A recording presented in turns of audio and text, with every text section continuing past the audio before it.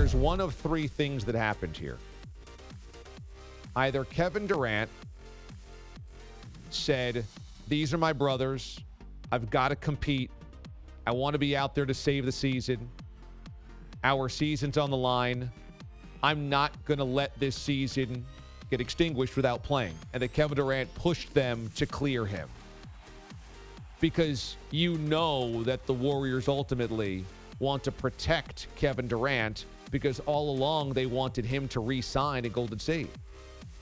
So either KD pushed and said, I got to come back for my guys. I got to come back for my legacy. I got to come back for a ring. I got to come back for the season, whatever that was. That's one part that could have happened. The other possibility is that the organization pushed and said, hey, the season's on the line. We're probably only going to have Kevin Durant here for a couple more games anyway. Maybe this is the final game he ever suits up for us. He's probably leaving in the offseason. So let's get out of him what we can. Hey, Kevin, it's the season. We just lost both at home. We're on the road. We need all hands on deck. You know, you really should play. Maybe that was part of it. Or the third possibility is that the team, there was this groundswell of pressure on Kevin Durant of, hey, man, I mean, how injured are you? And are you ever going to come back? And this is really kind of an awkward, unknown, and vague area because every game, all of these players and all of these executives and Steve Kerr were asked, well, when's KD going to come back? Is he going to come back? And there was a story in The Athletic by Tim Kawakami, who's covered the Warriors forever, that said there was an internal pressure and confusion about Kevin Durant. That because it was a never-ending will he, won't he, will he, won't he, players started wondering, well, how injured is he?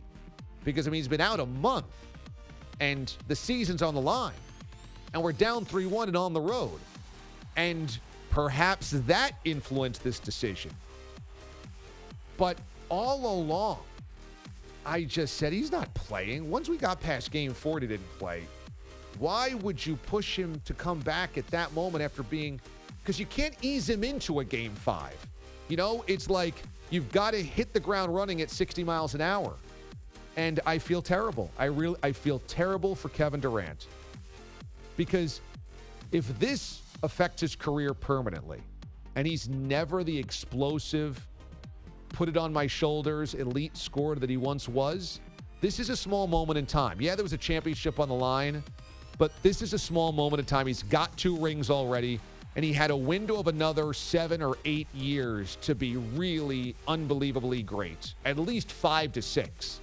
If this compromised that, which I think it automatically does, at least in some way, it's hard not to feel like that's short-sighted for whoever pushed him to come back last night. Either way, the Warriors with the guts of a champion. I mean, down 6, 3 minutes to play on the road. KD has gone down. Kawhi just explodes. And the Raptors didn't cut the head off the snake. And you have to cut the head off the snake. This is just like the Patriots. It's just like other dynasties, the Yankees of the 90s. If you do not land the kill shot, you have left the door way too wide open, and the Raptors did last night. Sloppy possessions down the stretch, turnovers, missed three-pointers. There wasn't enough help around Kawhi. They began looking at Kawhi, hoping for him to bail them out on every offensive possession.